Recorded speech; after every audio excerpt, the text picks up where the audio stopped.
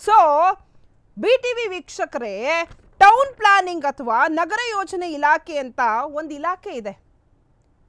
So ಇದು BDA ಹಾಗೆ BBMP BMRDಗಳಲ್ಲಿ ಮತ್ತು ಎಲ್ಲಾ ನಗರಸಭೆ ಪುರಸಭೆಗಳಲ್ಲಿ ಇರುತ್ತೆ. ಇಲ್ಲಿ additional director, deputy director, assistant ಡೈರೆಕ್ಟರ್ಗಳು ಅಂತ ಅಧಿಕಾರಿಗಳಿರ್ತಾರೆ. ಕರ್ನಾಟಕದ ಜನ ನೆನ್ಪಿಟ್ಕೊಳ್ಳಿ, ಸ್ವಲ್ಪ ಅಬಕಾರಿ ಇಲಾಖೆ, ಪೊಲೀಸ್ ಇಲಾಖೆ ಅಥವಾ RTO ಇಲಾಖೆಯವರು ಸಹಜವಾಗಿ ಭ್ರಷ್ಟರು ಎಂದು ಜನಸಾಮಾನ್ಯರ ದೃಷ್ಟಿಲಿರುತ್ತೆ. ಆದರೆ ಇವರೆಲ್ಲ ಸಾವಿರಗಳಲ್ಲಿ ದುಡ್ಡು ಮಾಡಿದ್ರೆ ಇವರೆಲ್ಲ ಇದರಲ್ವಾ ಟೌನ್ ಪ್ಲಾನಿಂಗ್ ಅಧಿಕಾರಿಗಳು ಒಬ್ಬೊಬ್ಬ ಕೂಡ 100 ಕೋಟಿಗೆ ಬೆಲೆ ಬಾಳ್ತಾನೆ. ಈ ಟೌನ್ ಪ್ಲಾನಿಂಗ್ ಅಲ್ಲಿರೋರು 100 ಕೋಟಿಗೆ ಬೆಲೆ ಬಾಳ್ತಾರೆ.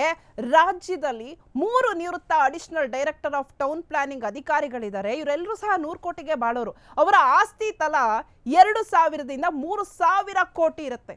ಇವರಲ್ಲಿ ಲಕ್ಷದಲ್ಲಿ ಮಾತಾಡಕ್ಕಾಗಲ್ಲ, ಕೋಟಿಲಿ ನಾವು ಇವ್ರನ್ನ ಮಾತಾಡ್ಬೋದು. ಇವರು ಎಲ್ಲ ಬಿಲ್ಡರ್ಗಳ ಜೊತೆ ಪಾರ್ಟ್ನರ್ ಆಗಿರ್ತಾರೆ. ಒಂದು ಫೈಲು ಅಥವಾ ಅಂದರೆ ಲೇಔಟ್ ಅಪ್ರೂವ್ ಮಾಡಬೇಕಾದ್ರೆ 2 ಕೋಟಿ ಲಂಚ ಕೊಡಬೇಕು. ಒಂದು ಅಪಾರ್ಟ್ಮೆಂಟ್ ಕಟ್ಟಬೇಕಾದ್ರೆ 5 ಮನೆ ಅಥವಾ ಅಂದರೆ ಒಂದು ಅಪಾರ್ಟ್ಮೆಂಟ್ 5 ಮನೆ ಇರುವಂತಹದ್ದೇನಾದ್ರು ಅಪಾರ್ಟ್ಮೆಂಟ್ ಕಟ್ಟಬೇಕು ಅಂತಂದರೆ 3 ಕೋಟಿ ದುಡ್ಡು ಕೊಡಬೇಕು.